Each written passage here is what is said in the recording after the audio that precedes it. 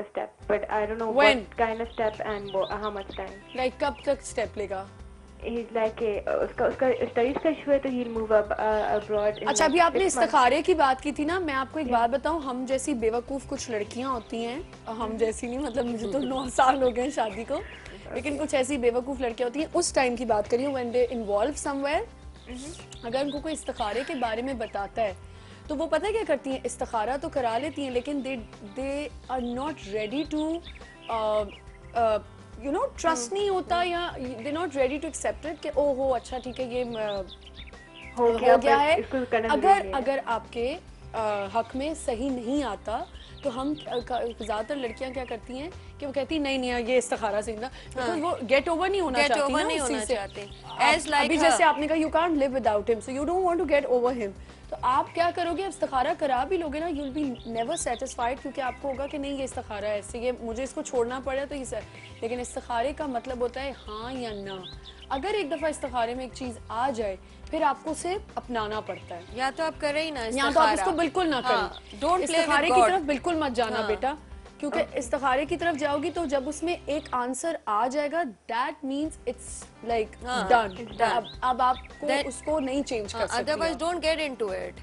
इस्तिखारे में नहीं पढ़ो, गेट ओवर हिम, अपने आप को कहीं इन्वॉल्व करो, पढ़ो, अभी you have a whole future ahead, constructive चीज करो, और अगर बात बन जाती है इसको अपनी प्रायोरिटी नहीं बनाओ, ठीक है नहीं होगा कोई बात नहीं। और अगर कोई अच्छा रिश्ता है, एक और चीज कहती भी चलूं, कोई अच्छा रिश्ता है, अगर आपके पेरेंट्स को लगता है कि आप वहाँ खुश रह सकते हो और आपको भी लगता है he is a right guy for you, just go for it, forget it. ये तो प्रॉब्लम है, लेकिन I said no, I don't want to, just because no that's you are just a emotional girl, as every girls are of your age, emotional, you are just a normal girl बेटा, there is nothing wrong in you. ये बड़ी ऐसी आई है जो can't live without you, सब without you हो जाता है। हां नहीं सब कुछ हो जाता है, life is not that. Thank you for calling, thank you so much Ayesha, और मुझे इतना अच्छा लगा है कि बच्चियां भी अपनी काउंसलिंग के लिए, कभी मैंने आमना कहा था ना कि हमारे यहाँ बिफोर मैरिज और ये काउंसलिंग की जो मिसिंग आउट चीजें हैं ना, अब देखो इस बच्ची का can't live, I have seen many girls who wants to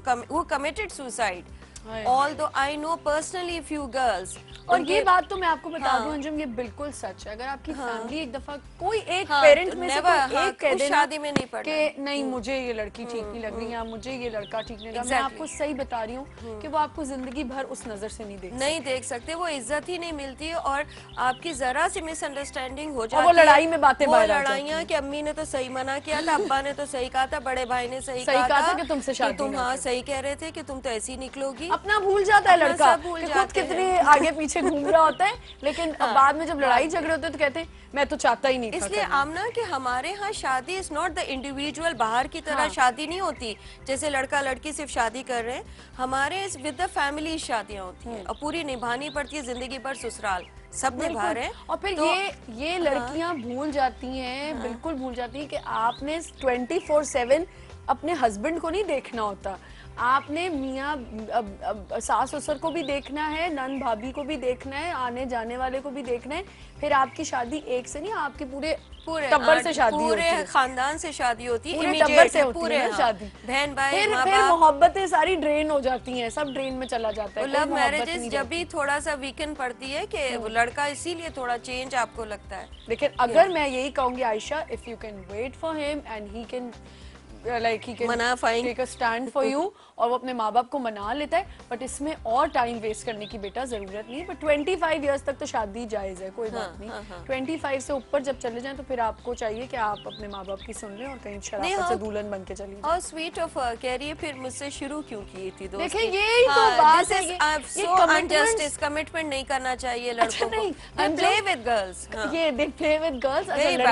लड़कियां भी चालाक होती हैं, कमिटमेंट्स, ये तो बहुत ही कम लड़कियां होती हैं जो लड़कों को बेवकूफ बनाती हैं। नहीं होती, बहुत मैंने ये देखा है कि लड़के कोई भी चीज हो कमिटमेंट कर लेते हैं, पहले बहुत वारे न्यारे जा रहे होते हैं, बगैर सोचे समझे आप ऐसे से प्रॉमिसेस कर लेते हो। मुझे समझ नहीं आती लड़के ये क्यों नहीं समझते कि एक लड़की के लिए ये कितनी बात मायने रखती है कि अगर उससे कोई कमिटमेंट कर लेता है या उससे कोई प्रॉमिस कर लेता है और अपने आप में इन्वॉल्व आप किसी को कर लो और फिर आपको नहीं जी it's not working, I am sorry, ये नहीं हो सकता। और ऐसा भी आमना केसेस हुए, ऑल्दो यू नो कि मैं दिन भर यही केसेस डील करती हूँ कि लड़कियों ने आके कहा जैसे as if the same girl कि we had an affair with someone, अम्मियाँ तैयार नहीं हुई या पेरेंट्स, तो we had an arrange marriage, और बच्चियां they want to be honest with their husband, you know, उन्होंने उनको बता दिया आराम से कि जी, मतलब बच्चियां समझती नहीं है, और आपको और उसके बाद वो अपने हस्बैंड पे पूरी अटेंशन ना दे सके and they want to go back to that person again, और वो फिर हस्बैंड्स कहते हैं कि यू वर लाइक दिस, और बड़ी कॉम्प्लिकेशन होती है। तो हमारे यहाँ वो लड़के जो कमिटमेंट नहीं निभा सकते, इतनी ऑनेस्टी भी, ये भी जरा काउंसिल करें कि इतनी ऑनेस्टी भी दिखाने की जरूरत है। इतनी, लेकिन बच्चियां भी क्या करें, you know, sometime is good to be honest, it's good to be honest, but you know ये आप पे उड़ के आता है। आपने सच बताया, लड़के इतने तेज होते हैं ना, सारी बातें प्यार से अपनी, तो अच्छा लड़के तो अपने बारे में 10 गर्लफ्रेंड्स कभी बताएंगे ना तो वो उनके लिए एक फखर की बात होती है, लेकिन जहाँ लड़की बेचारी ने अपने एक कोई पुराने का बता दिया तो जी बस उसको सारी जिंदगी उस पे रंगेते रहेंगे कि अच्छा नहीं तुम्हारा तो ये था, तुम अच्छा। अगर मैंने देखा है कोई बात ऐसी होती है, कहीं कहीं मैंने देखा है, अगर लड़की बेचारी की अटेंशन डाइवर्ट हुई है, वो कुछ सोच रही है तो उसके ऊपर भी उसको ताना मिलता है। एक कॉल ले लेते हैं अंजुम। अस्सलाम वालेकुम। हेलो हेलो जी, अस्सलाम वालेकुम। वालेकुम सलाम जी, कौन बात करे? मैं शाहिद बोल रहा हूँ कराची से। जी शाहिद, क्या कहेंगे? मैं ये कह रहा था कि ये जो लव मैरिज होती हैं, ये तो जो ज्यादातर टीनेजर्स की होती हैं, वो तो कोई ऐसी ऑथेंटिकेटेड नहीं होती, क्योंकि वो तो बस किसी को देखा एक नजर प्यार हो गया और उसका पता ही नहीं होता कि कैसी है, क्या नहीं है। असल तो जो लाइफ है वो शादी के बाद शुरू होती है। बिल्कुल। तो चाहे अरेंज मैरिज हो चाहे लव मैरिज हो, शादी के बाद की जो लाइफ है उसको पूरा फोकस करना चाहिए और उसको निभाने की कोशिश करनी चाहिए। बिल्कुल। अच्छा। आपकी शादी हुई है? जी मेरी शादी हुई है। लव मैरिज है? नहीं, पहले मेरी लव मैरिज नहीं, मेरी तो अरेंज मैरिज है। पहले क्या मतलब? पहले क्या मतलब? आपने कहा पहले लव मैरिज नहीं? नहीं, वो पहले मेरी एक मंगनी हुई थी, वो लव मैरिज थी, वो लव एंगेजमेंट थी जी। वो बसंत से थी बस। हाँ, कुछ हो ही जाता है ना जब इतना अच्छा हो तो फिर वो क्यों टूटी जब पसंद से मंगनी की आपने? बस वो घर वालों की मर्जी से होता है ना सब। वही आपकी बात है ना कि किसी एक आदमी का नहीं होता, पूरी फैमिली का रिश्ता होता है। देखा, यही तो हम बताना चाह रहे हैं सबको कि पूरी फैमिली से शादियां होती हैं हमारी। अल्हम्दुलिल्लाह मैं तो अपनी इसमें अरेंज मैरिज में बहुत खुश हूँ। चले, बहुत शुक्रिया कॉल करने का, थैंक यू सो मच, बहुत शुक्रिया। अच्छा, एक और चीज़ बड़ी इंपॉर्टेंट होती है अंजुम, आपसे पूछना चाहूँगी मैं, ये लास्ट हमारा शो का बिल्कुल टाइम हो रहा है तो मैं ये चीज़ ज़रूर हाईलाइट करूँगी। आप समझती हैं एज डिफरेंस भी मैटर करता है या कम डिफरेंस, ये इसके बारे में आप क्या कहेंगी इन शॉर्ट? हाँ, डिफरेंस आई थिंक 10 साल बहुत ज्यादा हो जाता है डिफरेंस इस जमाने में।